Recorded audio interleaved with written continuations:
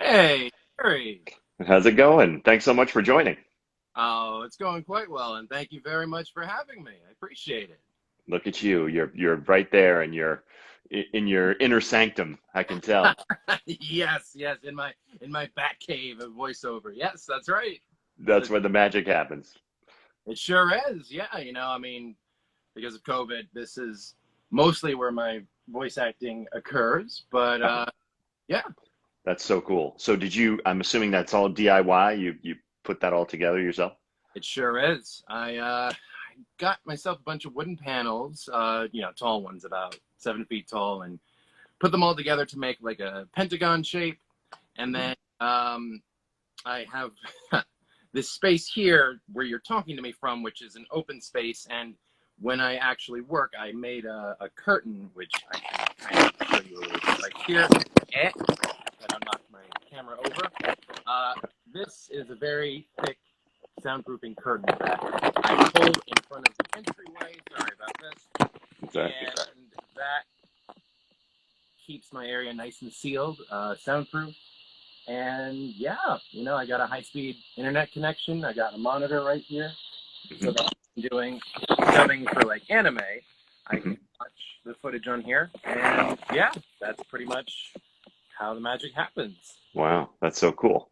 So just real quick, I'm going to do just a couple intros for people just joining. I see Joanna just joined, and we'll post this obviously on. We'll do an IGTV and post this out there.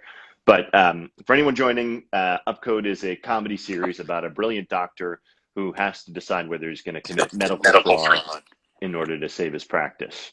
When he becomes the target of an evil insurance company, and Danny very kindly agreed to do voiceover on the commercial for the evil Amalgamated Health, who's kind of our villain, arch enemy in the series. And so there's this, kind of ridiculous, over the top commercial that talks about how incredible their company is, and Danny stepped right in, kind of at the last minute, in post production to do the voiceover and did a brilliant job.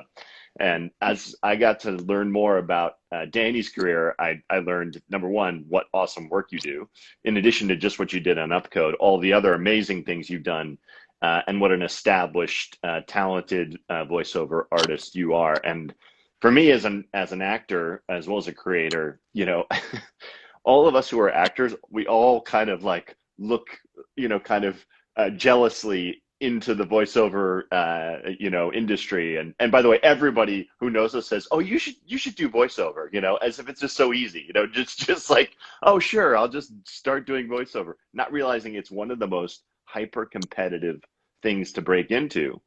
And so this is why I was so fascinated to talk to you, because I don't know that many voiceover actors. I think many actors that of ours know some people do it here and there, but for someone who's dedicated, their career to it, that's its own art form. And so I'm really excited to talk to you about how you got into it, how you got your start. Maybe we'll just start there, and then I have more questions for you because I have lots of questions. Sure, and I'd be happy to. Well, basically, how I got my start in voiceover was pretty interesting. It sort of goes back to college a little bit. I went to college to study medicine, and I wasn't as into that as I thought I'd be. So I found myself really interested in studying film and television. And so I started, really looking into that and really in the production side of things. And as I was in college, I found out that my family had a history working in film and television that they'd never really shared with me because they had sort of left it behind in the past. So, my dad had done executive work for NBC, and my mother had been a top makeup artist and hairstylist for all sorts of companies: MTV, CNN, HBO, just really incredible stuff. So, as I began studying that, filmmaking in college, I graduated and got internships at different places. I did internships for work on ESPN, MSG Varsity, and places like that. And I started building up my resume, so to speak, and then eventually my family introduced me to some old friends of theirs who ran this company called I Imagine, and I started working with them doing video editing, which is something else that I do. I'm also a video editor, but I also did work on set as a grip and as a PA. And one day we were doing, and this is where we get into the actual origin story. So sorry for that little preamble. No, it's good. So we were doing, we were going to do a quick turnaround production where we would shoot the footage that we need for this industrial for, I'm not sure if I can say the name of the client, but they're a well-known company. I'm just being careful. But we were doing an industrial for them. And basically they had their own like studio that we could do, ADR in. And they had a talent all set up to come and record, but at the last minute the talent couldn't make it. So the producer and the client were like, well, hey, Danny, you have a background in acting, right? And it's like, well, yeah, throughout grade school, middle school, high school, and even college, I had been part of theater and acting and getting training in acting, but that was mostly to supplement my production ability so I could be like a better director and a better editor. I don't know if I'm like an actor. And it's like, well, just give it a try. So I did. And everyone involved really liked what I had done, even though I had like no ability at all. And that same client came back and asked me to do other things for them. And our audio engineer at the production house was like, you should try getting like training in this and try and make it into a thing. And I'm like, okay, I'll give that a try. So I went to Actors Connection and I started learning, which is a school in New York City for actors, screen actors, and voice actors. And I started getting a lot of education in how to do commercials and industrials and all that kind of stuff. And you're probably thinking that I just went straight into commercials, but I didn't. I did a lot of things that I was referred to for jobs for commercials and everything. But I eventually met this one character director named Darren Dunstan. He had worked on shows like Pokemon and Yu-Gi-Oh, which sound familiar, right? So he had a class that he offered. I took it with him. We got along really well. I took a few more classes with him, and he's like, hey, would you like to audition for Yu-Gi-Oh? And I'm like, sure. And, after some auditions, I eventually landed the role of a prominent villain in the most recent Yu-Gi-Oh series that had come out. And I was like, okay, all right. And that was pretty cool. And I had been doing a lot of studying character acting for voice. I just didn't think I would seriously go into it because it was like very competitive, and I just know if I had the ability for that. But I did a lot of commercial voice acting training, so that was what I focused on. But everyone kept saying, you should go into character voice acting. Like you have like a voice and a personality work for that. So after getting on Yu-Gi-Oh, I eventually I met people that worked on Pokemon and everything. There was a lot of relation between the two casts. And I took classes with some folks that had worked on Pokemon and all that. And eventually I met the director of Pokemon, and Lisa Ortiz, and she sent me auditions for Pokemon. And eventually I landed the role of Raihan, who's a recurring character, gym leader. So fans of the series know the meaning of that. He's, strong character. And and then just from there, other stuff came. For video games like Mobile Legends, somewhere in there you guys showed up, UPCODE, and etc. Yeah, that's awesome. No, that's so cool. So yeah. So I just have so many questions. Sure. So how do you approach a character? I mean, take whether it's Raihan or Shepard in Yu-Gi-Oh. They're very different, obviously. And maybe walk me through, because I've done a little bit of voice acting, not nearly to the level that you are, but what struck me was that sometimes for an audition, you'll just be sent literally just a picture, a still of a character, and maybe a 1 or 2 line, character description, and then you just have the copy, and that's it. And then you just kind of have to go from there. So I remember looking at this being like, wow, where do you begin? So do you want to talk us through maybe your process for coming up with a character, that's has to be strong and has to really underpin, an animation of a character with very little to go on. So yeah, I'd love to hear how you do that. Absolutely. Well, It's certainly a process, a learning process that even now I'm still learning, because as an actor, you're always still learning how to improve your process. But from what I was taught way back when to what I'm still learning and getting reinforced now, and then what I did is that basically when you're given that slide with no other information, you have to piece out from the script itself what kind of character that individual is. And the thing is that everyone's going to have their own interpretation, or maybe everyone will have the same interpretation. It depends on the character. But you have to make acting decisions that stand out in that audition. You can't necessarily go for a one-note character. You have to add complexity to the character. The character might experience certain emotions in a script, and you have to decide, okay, well, how am I going to characterize these emotions? And part of that starts with, is this a character I can personally relate to? Is there personal experience I can draw on so that I have that in mind as I'm auditioning? Or is there maybe an actor in Hollywood that I'm familiar with that I can look to for inspiration and try to figure out my own way of portraying that type of archetype or whatever have you? And then you start figuring out the minutia of, like, okay, the character has these little quirks or these little things I'm going to add in. I'm going to do these things to bring up the character more. It could be anything as simple as where you choose to make pauses, or how what dialect you decide to give the character. But then also it's about the backstory of the character. You're not always going to get that in the audition. In fact, it's rare that you would. So sometimes you just have to decide for yourself, this character tragic, if that's appropriate. Is this character a character that's supposed to be happy, but maybe there's like a painful part of their past, and you bring that to the audition. You sort of almost make up your own character while you're doing the character, and you basically send that in and see if that's in line with what the directors are looking for as well. Casting directors will get thousands of auditions for any given character they send out. So the more specific you can be in your audition, the more specific you can make your character, the better it'll be, the more sort of committed you are to the character, better that is. And as you gain experience, you understand better and better, like, how to make better choices. Like, you could, like, for the shepherd, if I approached him as a happy-go-lucky kind of thing, that wouldn't have worked.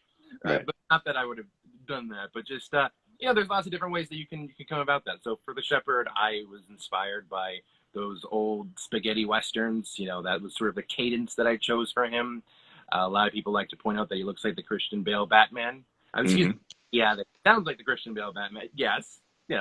And so it's just making little choices about that. And then for his personality, it's like, okay, well, he's supposed to be scary, he's supposed to be intimidating, so he should be over the top because he's putting on a performance. That he wears, it's not really what he looks like, right? And so it's like he's doing that to intimidate people, so he should come across as over the top and intimidating. So you sort of take elements of characters and you sort of do your own detective work to figure out, okay, what is this character trying to do? What do their clothes say about them? What is their face and their facial structure? Because in animation, that matters a lot. What does that say about them? If your character's wearing a mask, that's a whole other direction. And that's, So yeah, that's sort of the process. It sounds chaotic, but it's like a method to the madness, figuring that. Well, it's what it sounds to me like is it sounds very layered, right? And especially coming from an actor's background, again, I really underestimated the art form, the voiceover art form, because all those elements that you're talking about, having a backstory, understanding, what the character really wants and needs, all those things that we as actors put into creating and developing a character, it sounds like have to be there as the starting point. And then what it sounds like is you're also layering on these very, nuanced technical aspects to the vocal delivery to kind of put more herbs and spices on top of that. And then on top of that, it sounds like you're making very specific choices on the delivery of each note in each line. So all those elements, it's like a hyper concentrated acting exercise, right? That's because all you have is your voice. And it's really fascinating. And And I think as actors, we also, and maybe as people too, this is the other thing I want to get into with you is just how we use our voices, right? The power of our voices in our everyday lives. And, and maybe, yeah, I don't know if you want to talk a little bit about your development as a vocal artist, if that's helped you kind of in your everyday life, you know, and does that ever translate, or do you ever think about, oh, you know, the power of my voice, does that have an impact? I don't know. Um, near my acting school, one day after I was learning how to do different accents, and I really got a good handle on my Irish accent, Irish accent, I went to a local fast food joint and used that Irish accent to order food there, and everyone asked if I was from Dublin. So there's one way that it impacted my life. And Right, then right. went there, I had to do the act all over again, because if I just suddenly started not being Irish, you'd be like, what? So no, but Right, right. in terms of my actual changes in my life, it's interesting. It's not something I really stopped to think about. Um, I I'll tell you suppose, where I started to think about it was so yeah.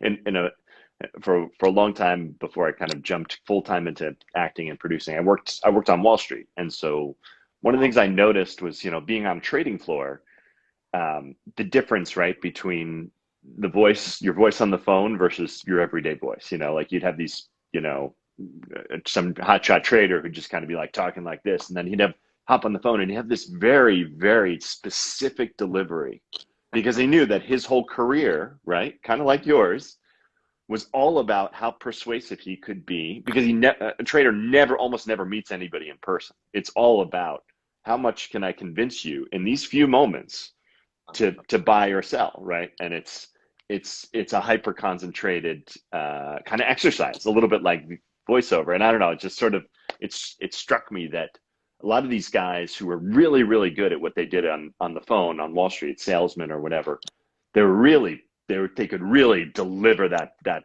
voice right through the phone. You know, they could really kind of hit those points and underpin what they're selling and saying, you know, with power and it was, yeah, it was a real exercise for me. So I don't know. Yeah, oh, it's it's all right. A interesting. lot of that probably comes from intention. I mean, that's so important with when you're delivering anything, whether it's in acting or voice acting.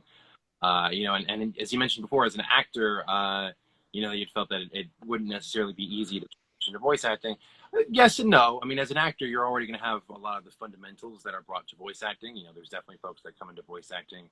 I mean, I'm going to say most folks that come into voice acting have a background in acting, but the more background you have in acting or singing, the better Mm-hmm. you be. And I mean, if you do acting and singing, you're going to get into voice acting like it's so easy because all the fundamentals are part of that.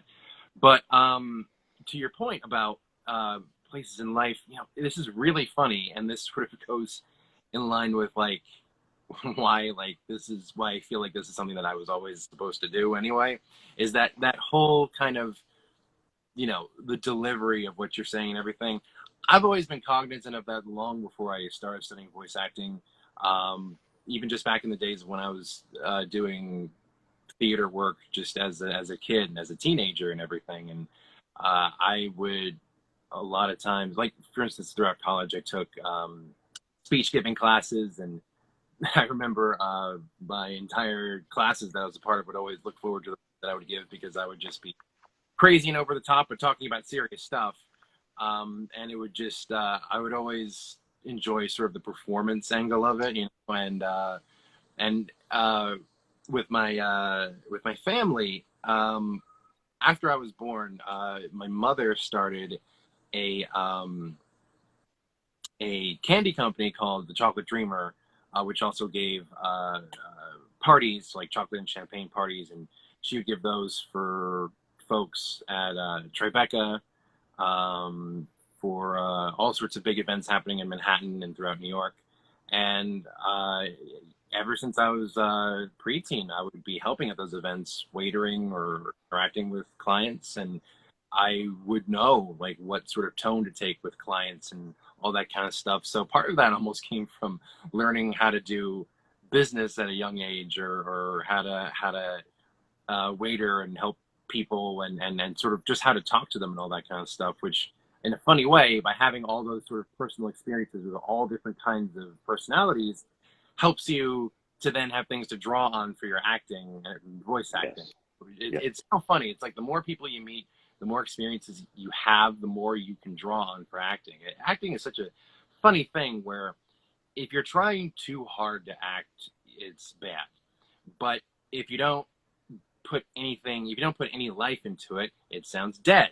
So I have to find that sweet spot of I'm drawing on real experience so that it's really like grounded in reality and I have real things I want to convey.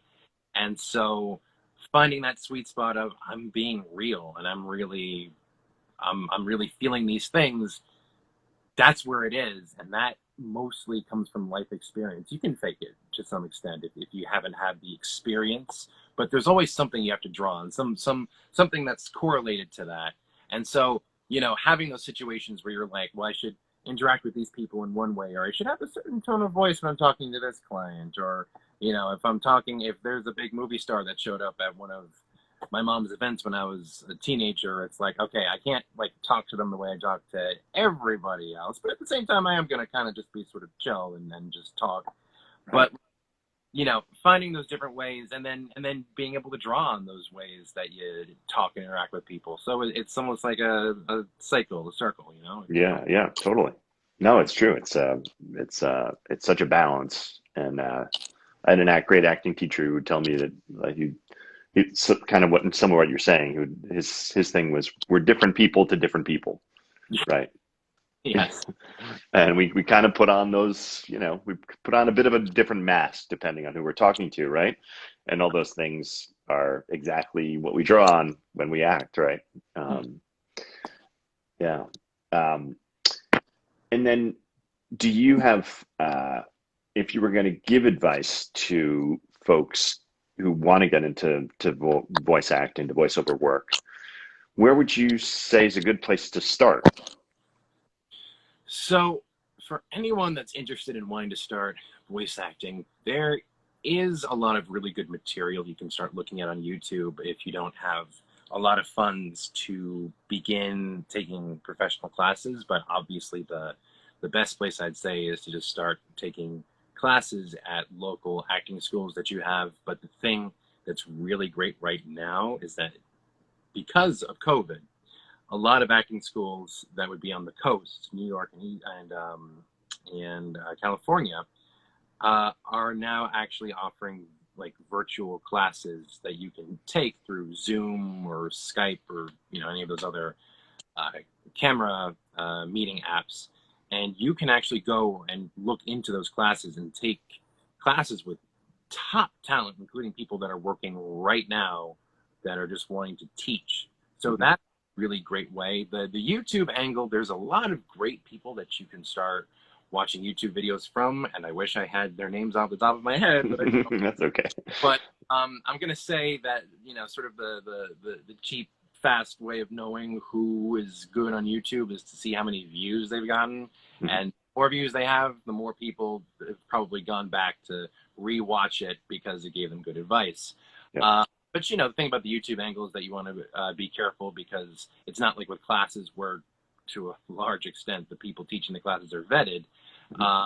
You know, for the YouTube stuff, there are some YouTubers that are experienced actors that are just giving free advice, and that's cool. That's great. You don't have a funds to start with, but yeah, those classes. Danny, so Jen Silvio just put in the comments.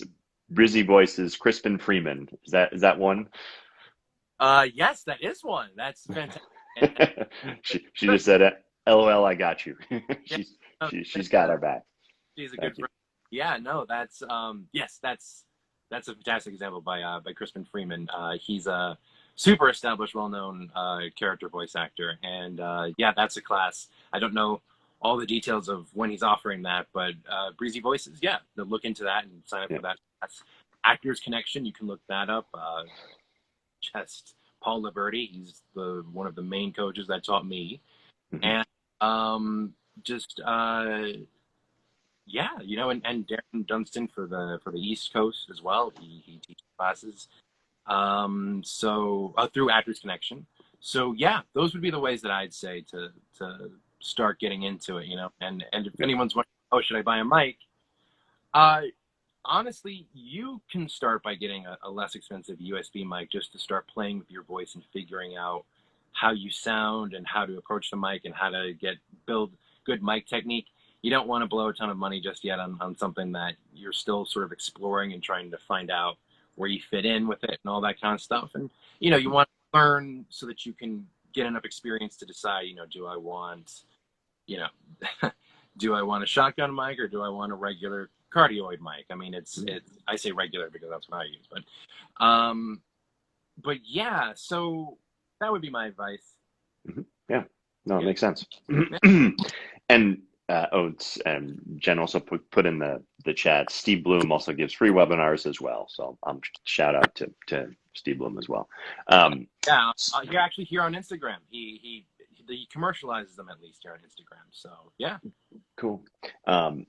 And did you at all start out by doing like, kind of trying your voice out, kind of imitating other established, characters and things like that? Do you have a, yeah. I literally did that just for fun as a kid and as a teenager. Like any of my friends will tell you I always did silly, crazy voices and imitated other characters and folks from movies and TV shows. So I just was doing that without even thinking about it. Right. So there's definitely certain personality types that are attracted to. But even if you don't necessarily do that for fun, that's a good thing to do to get into it. Another thing I should mention for the advice part is improv classes. Those are essential because improv is so fundamental to everything that you're doing, whether you're doing an audition from your home inside your booth or you're going to the studio and they hand you a script and you have to go in the booth and you have to do it. Being able to come up with characters and scenarios and react to those characters and scenarios and have that yes and mentality is so critical. I can't believe I forgot to mention it, but it's super critical. I would probably do that before I would even really start getting into classes, or at least do them side by side, because you really need to have that improv mentality and skill set. You don't have to become a master of improv, but you have to get the fundamentals and the basics down and be a decent improver to really start getting into voice acting, because it relies on those fundamentals heavily. So yeah. So that is fascinating to me because, I did improv for like 8 years, and a lot of my, comedy writing is based on that improv to script writing sort of process. And so I'm, hugely in love with improv and believe, strongly in it as well. But I had no idea, had no sense of the linkage between improv and voiceover, but it makes perfect sense, everything you're saying.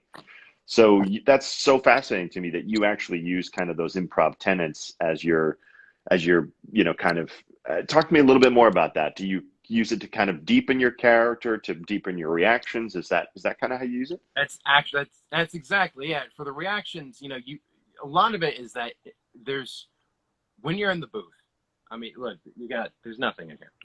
You don't have props to work with. You don't have any to work with. Working from home, I suppose you could print out visuals if you wanted to. I've never done that, but you could if you want to. But most voice actors will tell you, in your booth environment, you have to sort of decide, okay, this is going to be, maybe this person I'm talking to is over here, this person is over here, this object is down here, this is up here. You have to sort of, with your mind's eye, kind of decide where things are. And when you see a character and what they say in the script, you have to respond to that. Sometimes directors will feed you lines to react to, but especially in an audition, you don't have that. So you have to sort of, yes and to the characters that are talking to you, but specifically, with the script that you're given, you can't really tweak what you're given. So it's this very interesting kind of improv where in straight up improv, you make up everything that you're saying as you go along, but in order for it to make sense, you have to go along with what your partners are saying. You can't completely divert in a totally different direction unless you want to do that. But usually it's yes and you have to go along with what your partners are saying. So you have to go along with the script. So you have to find the improv within the script where you're deciding, okay, how do I bring this to life in a unique sort of way? And that's just through genuine reaction. And you have to make it real. You have to, you know, if a character responds in an angry sort of way, you have to take that, and you're given the words, but you have to decide how the words are going to come out. Mm-hmm. And it's very rare for those words to be given a very specific, like, oh, it must be delivered this way in the script. No, it's usually just the words there on the paper. So you have to decide how your character's going to exactly respond. And it's so like the reaction angle of it, but then even at the very beginning for character making, that's so important, because in improv, let's say you do, you know, like character qualities from a hat, or like you're just, or just the teacher gives you like you are a delivery man with a bad case of diarrhea, so you're trying really hard to get through the sale really fast and then leave. And then you are a zookeeper looking for an elephant that's gone missing, but it's a really tiny elephant, so you're looking under every little nook and cranny to find, like, you have to kind of like, so you have to come up with these really quick, like, qualities to the characters. What things am I going to do to show that these characters are who they are? And that fun game where everyone guesses what it is that you were, but you're not saying what you were, you know, like you're showing but not telling. That's really important too, because you want people to sort of get an idea of who your character is like that. So in the character creation process, you want to build things about your character's voice and performance so that people kind of get an idea right away of who your character is, even if they only hear a line or two. Mm. Yeah, that's, you know, being able to make up characters quickly, that's so important. Like, oh, because you don't want to spend, you know, like like early on, it's fine to figure out what you're doing and what kind of characters and but as you get further along, you want to be able to very quickly create characters. And, you know, it's important to have even your own repertoire of characters that you have internally that you can just sort of call upon, but tweak in different ways. And that's improv part of it. So yeah, that's so cool. Wow, that improv connection is very, very interesting to me. But then you just touched on something else that I find fascinating, is having a catalog of characters. Yeah. So this is the other thing that I learned is, you know, the best, the few VO actors that I know, especially the ones that really do kind of more animation stuff, they kind of have like this interesting catalog of characters they can just kind of pull out, you know, and it's like this funny kind of split personality thing where they've got like, you know, 12, 15, 20 different little mini personalities ready to go. And it's so cool. It's just so cool. And they're all the best are like, you know, they'll have whatever it is, 5, 10, 20 of them. And they're so specific, you know, a really highly pitched little girl, or, you know, an evil old man. Like, it's really, really fun and cool. So talk to me a little bit about, do you have a kind of a catalog of characters? Yeah, that's so cool. So wow. With voice acting, particularly character acting, like this really only exists in character acting. You have to have that. You have to have sort of personalities, and then the voices come from those personalities that you reference in terms of, like, you know, what you do, like where you can go, so that if you're given a script with, like, let's say someone gives me a young boy character, I have a voice that I can go to right away. But it's not just the voice, it's sort of the personality. But the thing about the personality is that it may not necessarily match up with what's in the script. So I have a place that I can go to and then tweak it as it needs to be. And then there could be multiple iterations of that young boy voice or an old man voice, you know, different ways of going about it. Each sort of version has its own quirks and things that make them tick. You know, you get very specific with the characters that you make, and it's sort of almost like the best version that you can do of that kind of character. But then when you're given a script that, you know, I mean, you don't know what you're going to get, you can then tweak it in the ways that it needs to be so that it lines up with that script. But the thing about that is that you're still having to figure out any additional qualities you want to make. So the characters that you have in your repertoire, they exist as sort of templates that you can go to right away, so that you can just get right to that zone with that character without having to work extra hard to get to the zone and then figure out how to navigate it from there. It's like you have ways to just get there really fast. Yeah. And yeah, it's a lot of fun. And how many of those characters do you have kind of in your Rolodex of in your catalog? Right now, probably about 12. 12. That's a lot. That's a lot. No, and there's people that have like 30, 50, 100. It's Wow. really something. But That's so cool. so it's, you know, and the more of them that you have, the wider breadth you can have in terms of like just going to, and a lot of it can come from just experience of like things that you've done and recalling certain characters either that you've done, or a lot of times just ones that you make up and create, so that way you can just go there. And I'll tell you, from like every major like character creating voice acting class, that was just mega reinforced. It's like you must have a catalog and build that catalog up and everything. And yeah, no, and it's a lot of fun. And you know, you have to name them, you have to give them backstories. Like it's a lot of fun. That's so cool. That's so cool. That's a great, I mean, it sounds like probably a great acting exercise to do as well, just probably just for actors, right? Just Sure. to kind of draw on some elements, you know, this kind of, and as you make certain character elements stronger and more specific, as you say, it just makes it easier to kind of, I don't know, maybe access. I don't know. It's an interesting idea. Yeah. There, it makes it easier. You know, the brain is a muscle, and we have synapses that connect when certain experiences happen, or when we're trying to consider certain thoughts. And the more quickly you can make those synapses click together, the faster it goes. So, you know, if you already have that young character voice, you have that old man, you have that heroic hero voice, heroic hero, great.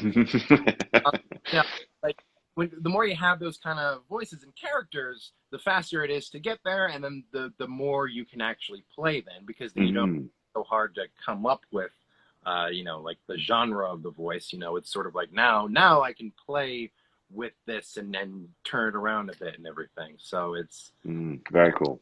Yeah, it's a great point. So Miguel, I see. So, by the way, Miguel Clemente, who is our composer of our original theme music for UPCODE, is on. So he's asking, as a voice actor, your voice is your main asset and moneymaker. What are your ways that you take care of your voice and make sure it's ready for recording, so you always sound like the characters? Yeah, fantastic question. So basically, since your voice is your main instrument, you have to take care of it. And the thing about it is that you never want to overstretch your voice, either mostly with screaming or doing voices that really hurt your throat. Everyone has a different kind of threshold for what hurts them. But whenever you start feeling your voice whenever you start feeling your throat starting to like hurt or get too scratchy, that's when you need to stop. But before you even get to that point, you like, not necessarily for commercials, but certainly for character voice acting, you have to warm up. And there's a whole bunch of warm up exercises and techniques out there that you can look into, but probably everyone has their own specific sets of exercises they do, because as you come to learn what sort of instrument you have, I mean, everyone's voice is different. So everyone's voice has different needs. So there's specific exercises that I have to do to just do character work. And then if I have to do a certain kind of character, like the shepherd who has a voice like this, that wasn't a great impression of him, but no, that's great. Well, that you have to do certain exercises to kind of make the voice come out more and come out right. Because without getting too much into giving free lessons, there is a thing called vocal placement, and people can look into that if they'd like to, but that's a huge part of it, about where you're sending your voice. And part of getting yourself ready to even do that is that you have to warm up your voice enough so that it's forward and out there enough so that you can then manipulate your voice and how you're sending it and where you're sending it to. And so that warm-up is essential.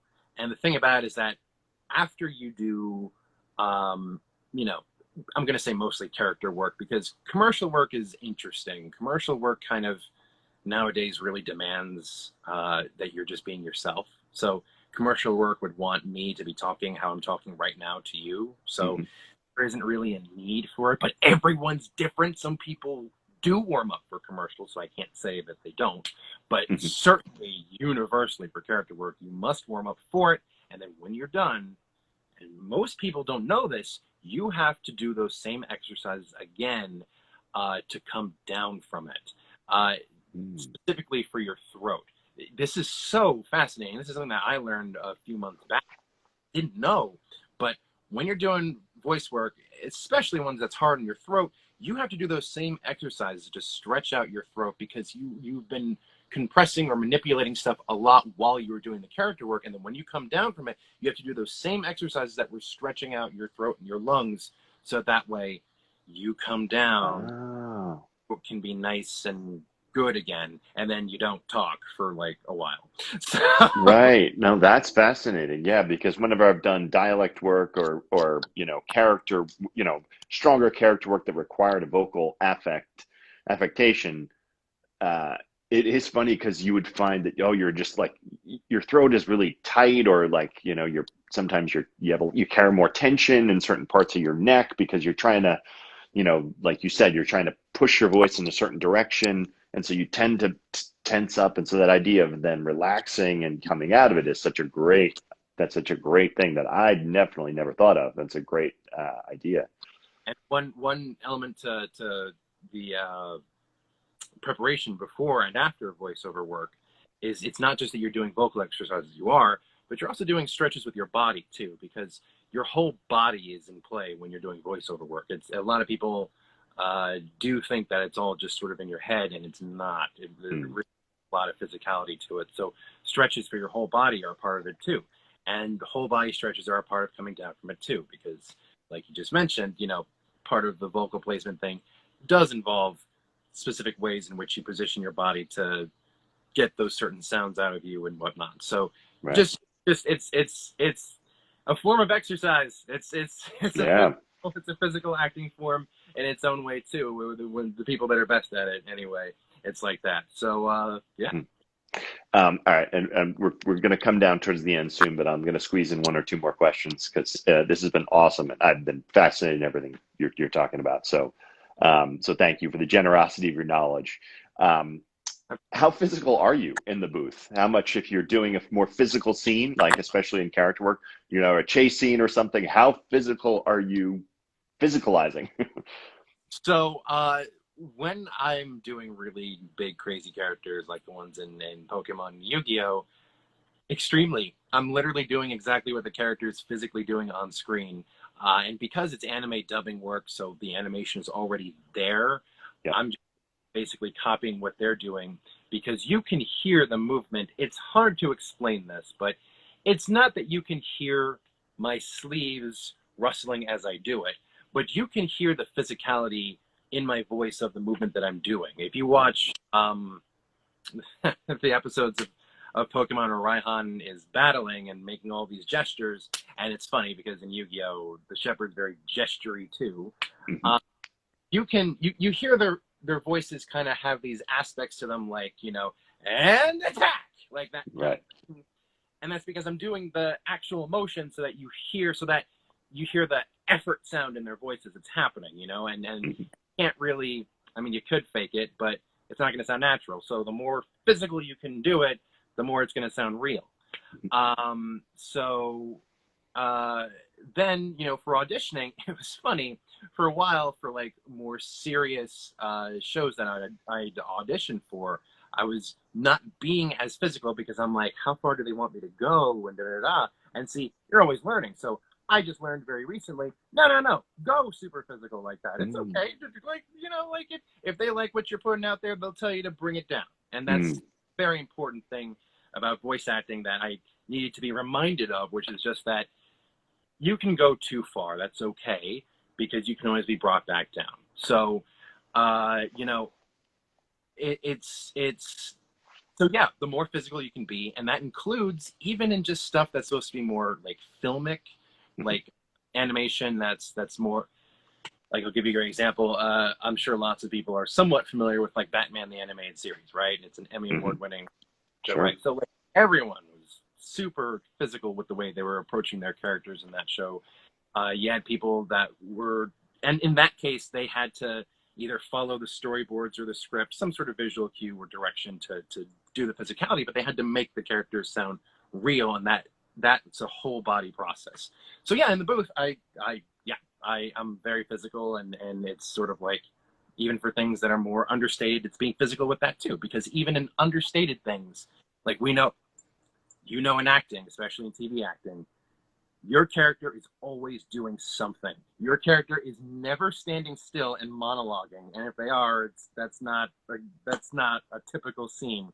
Mm-hmm. Your character is always doing something. They're always thinking of something that they're going to do next, or thinking of what they're trying to convince the other character. But as they're doing it, there's things that they're doing, other things that they're occupied with as they're talking, or doing things as they're talking to accentuate what they're saying. And that is so important because it makes the characters real. It makes it real. Right. So cool. It is, yeah, it's just amazing how much more crossover there is than we ever, than I ever really appreciated. So this is hugely awesome. And dissimilarities, there really are. Yeah. Thank you for being a part. Thank you for doing this. Thank you for being a part of UPCODE. Maybe just touch a little bit on UPCODE. And so we sent you this kind of ridiculous copy for this commercial. Do you remember? Do you remember how you approached that one? I think okay, this is embarrassing because I think I, as a placeholder, did the copy myself, did the VO, and we just were like, "You did good." Thank you. You're being kind. Thank you. I'll take that. You're kind. You're a very kind person.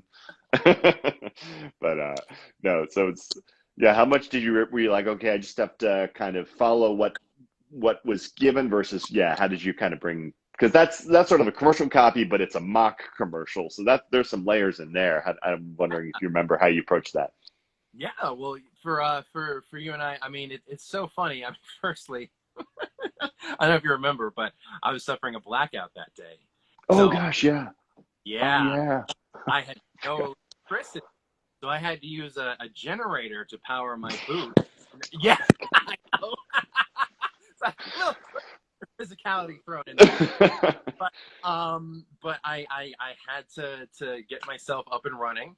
And aside from that, with the script that you sent me, you gave me really good direction for it. And the way I approached it initially, I remember for the first take, I remember you were like, "You're being too genuine. You have to be a little more insincere." And I'm like, "Oh, okay, all right." So this was the case of where I went too far, because then I went like almost like villain that knows they're being evil, but is clearly just trying to make you think that what they're doing is totally good. It's okay. Don't worry. We're just going to kill it. It's no big deal. It's okay. But, and it was like a little too far, but that's closer to what we want, but just bring it back a little bit. And I think it was like the third take where we really got to that zone where it's like, yes, this is what we want, where it was like, at Amalgamated Health, we care about people as long as they have money. That's great. To help you.